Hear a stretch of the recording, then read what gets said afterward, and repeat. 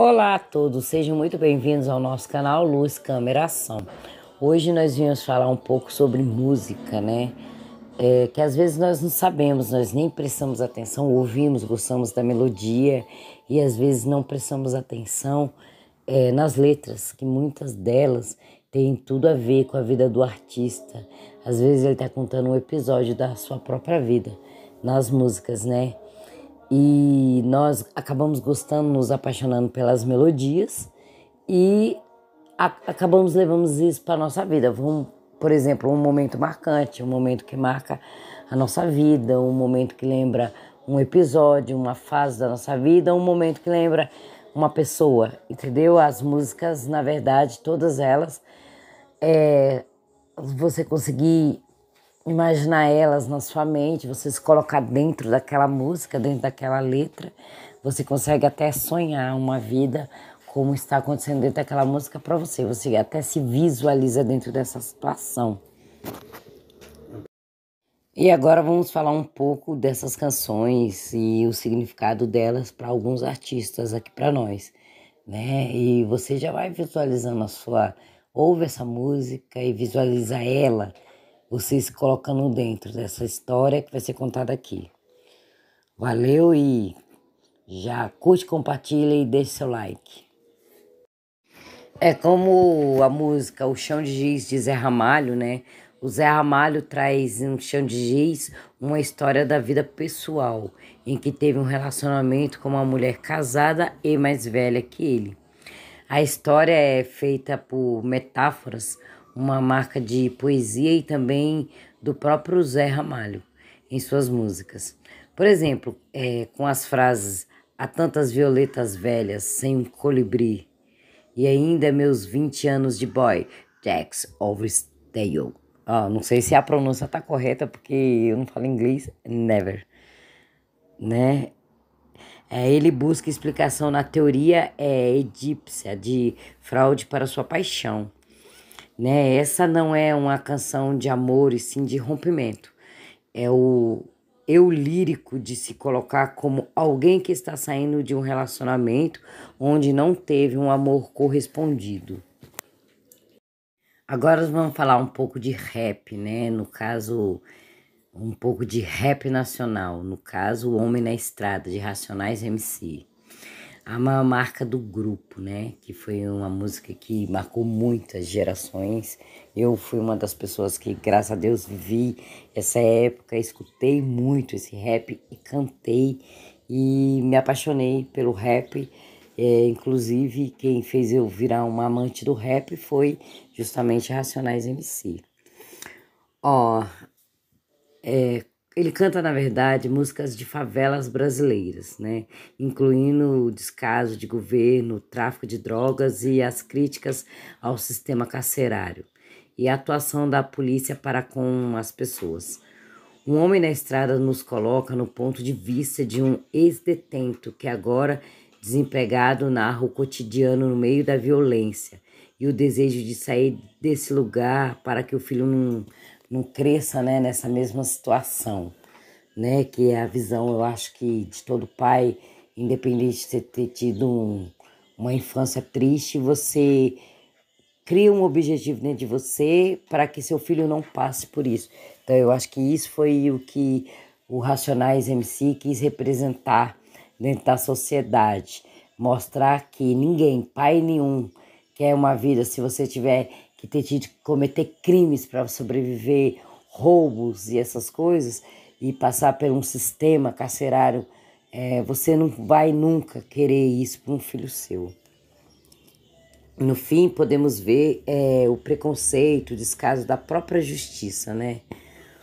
Um boato de assassinato suspeitaram que tinham vindo daquela comunidade. De modo simplista, a polícia deduz que um ex-presidiário qualquer possa ter cometido a ação. O policial passa por cima da justiça, né? E para fazer a sua própria justiça de farda ali, eu estou prendendo um detento. Então, isso aí já é uma parte bastante chocante e, infelizmente, bastante realidade. a pessoas que já cumpriram suas missões, suas sentenças, e pelo fato de, como diz aquele ditado, diga-me com quem andas, que eu te direi quem és. Ou, por exemplo, quem com porcos andam, farelos come, né? Acaba se o seu passado acaba te condenando, às vezes, por crimes até mesmo inocentes, dos quais você não cometeu. Isso foi o que retratou essa música de Racionais MC, né? Que é Um Homem na Estrada. Muito boa. Eu, particularmente, adoro. Agora vamos falar um pouco de MPB, né? O Reconvexo de Maria Bethânia. Com letra de Caetano Veloso, a música faz afirmação e traz um saudosismo apaixonado à cultura brasileira. A história por trás é que um crítico musical tinha pegado pesado com Caetano e outros artistas, né, gente? Desculpa aí o errinho, mas elogiava músicos estrangeiros.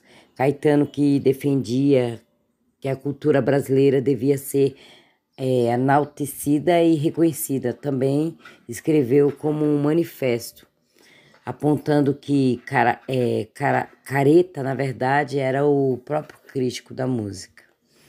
A história tem um lírico de afirmação e referência a lugares como continente africano, matriarca, o Salvador, Roma Negra, e também a pessoas, Dona Canoa, Joãozinho Beija-Flor. A música também não nega a exclusão de cultura estrangeira, como podemos ver nas citações, né, Andy Rose e Salvador. Essa é a característica de movimento antropofágicos, idealizados décadas antes de Caetano escrever Reconvexo. Né? Uma música bastante expressiva, né? Que quem escutar ela, quem ouvir essa música e tiver o poder de compreensão da letra, vai ver que são histórias reais que acontecem no nosso cotidiano, principalmente nas décadas, né, de 70, 80, eram décadas bastante reflexivas, né, ainda de um governo ditador, né, onde não tinham direito a expressões, né, então a crítica caía matando. Como estamos falando de cantoria brasileira, dos músicos, as histórias que passaram na vida deles e que eles defendiam, e sim, as letras têm tudo a ver com a vida dos artistas, um dos marcos principais que eu considero, né, que era um cantor maravilhoso, na verdade eu considero ele um verdadeiro vidente, que é Raul Seixas, né? Quem escuta aquelas músicas dele fica apaixonado. E essa que eu vou falar em especial se chama O Metrô da Linha 743, de Raul Seixas. Né? E Raul Seixas chegou a sofrer sequestro, tortura e foi forçado a um exílio nos anos 70, com a ditadura militar no Brasil. Em 1984, o país começava seu processo de redemocratização, né? Mas ainda vivia na ditadura, e essas músicas de álbum homônimo foi lançada. Raul coloca as cenas de cotidiano de um perseguido pelo regime, nos colocado atenção, e o resultado fatal pelo perigo de policial verem dois homens conversando baixo em um canto. Isso aí já era um motivo de uma perseguição da época da ditadura, né? Porque a liberdade de expressão, a liberdade democrata era zero.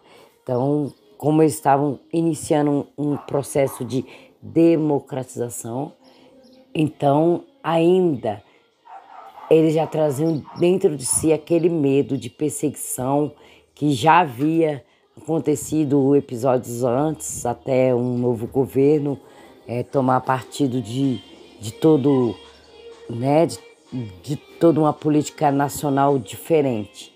Então essa perseguição ficou dentro de cada artista que sofreu na época o poder da ditadura, né? Então, a ditadura perseguiu pessoas pelo que elas pensavam.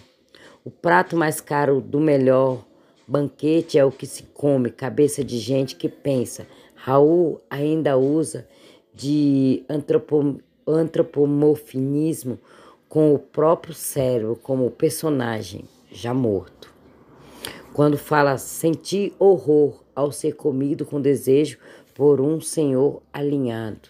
Então, é uma frase bastante forte, né? Que se você entrar na literatura para fazer uma interpretação, então você prevê a sua própria morte, mesmo você já se vê até morto por perseguição, né? Infelizmente, nosso país passou por esse período, né? Que foi o período de ditadura. Então, gente, isso foram algumas explicações de algumas frases marcantes na nossa cultura brasileira, de alguns artistas que viveram realmente na pele essas fases em sua vida.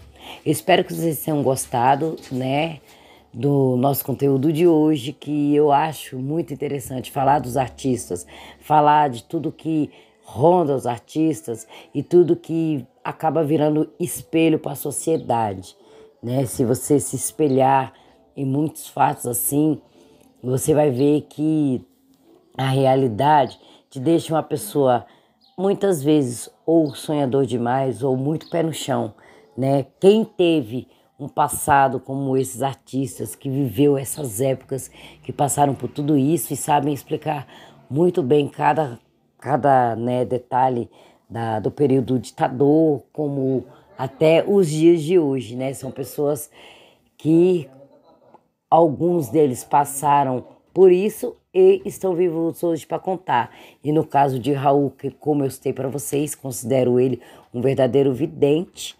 Ele falava do passado dele, contava um presente e acabou descobrindo e afirmando muito futuro mesmo. Valeu, Luz Cameração, fica por aqui. E valeu mesmo, galera. Deixa seu like, curte, compartilha e até a próxima.